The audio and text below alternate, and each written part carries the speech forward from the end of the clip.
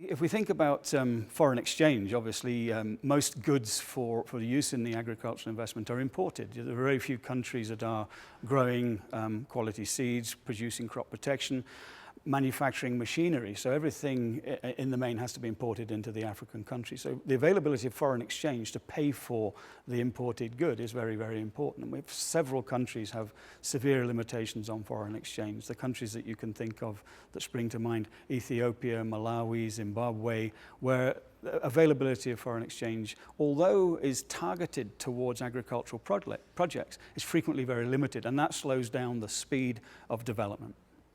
Other types of things that impact investment are skill set availability, the level of education, the level of literacy in the rural communities, and the knowledge about how to farm on a large scale. It's not easy to do, and you just don't wake up one night and know how to do that. You know, they've been used to a lot of manual work. You bring in highly efficient machinery, you have to learn all those skills over and over again. I think local policies around land ownership are important as well. When somebody comes in, they need to understand and be able to take the license for their land quickly, whether it's a leasehold or a freehold. Mainly it's leasehold, long-term leases, but very often the bureaucratic hurdles to be able to take hold of the title, and you're not really prepared to invest until you know you've got the land. Frequently it's far too long, and we need to shorten those timelines. And of course that leads you to the hairy subject frequently in Africa about corrupt practices. They're just not acceptable, and we just have to make sure that those are stamped out. How do you fund your investment? Frequently, investors put their own personal money into the setup, but then they quickly require access to working capital. That can be very expensive in many African countries. Frequently, interest rates of 15 to 18% are prevailing, so that makes capital access very difficult. And there seems to be a lack of what I would call sort of kickstart funding.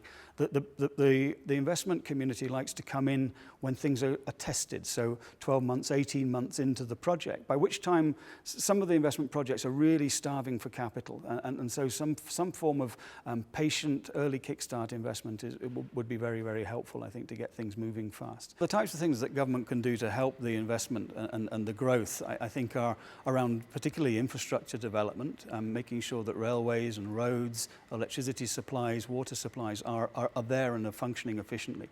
We're a long way from conurbations and from ports and from the points of consumption. We need to connect those points of consumption with the points of production efficiently. And that's really the job of national governments, to pull all that type of thing together.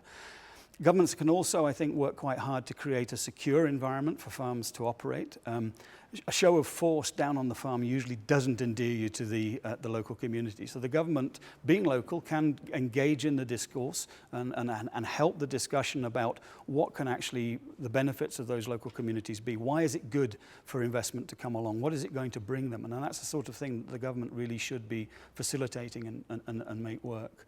I think access to capital, making the banking systems available, rural banking, loans, cheap capital, not unrealistically cheap, but affordable capital is, I think, an important feature that the government can play a very strong part in. And I think bringing together parties, they're in a great position to understand the needs of their economy and their people. And if they can bring the right people together, from the investors, the technology suppliers, the finance community, the regulator, and anybody else who has an interest in making sure that things are done correctly, sustainably, and make sure that the work is harmoniously put together. I think that's, again, another very important function that the government can play. Easing barriers through for land ownership. If you grant someone a strategic investor status in a country, it's very good. But if it's not gazetted frequently, it doesn't happen. If the departments that are supposed to give a concession on fuel duty, for example, are not aware or are not willing or haven't been persuaded that it's a good thing to do for the economy, it doesn't happen. So breaking down those interdepartmental barriers, the intercommunity barriers, making sure that infrastructure is good and solid and working. Those are the really things that governments can do.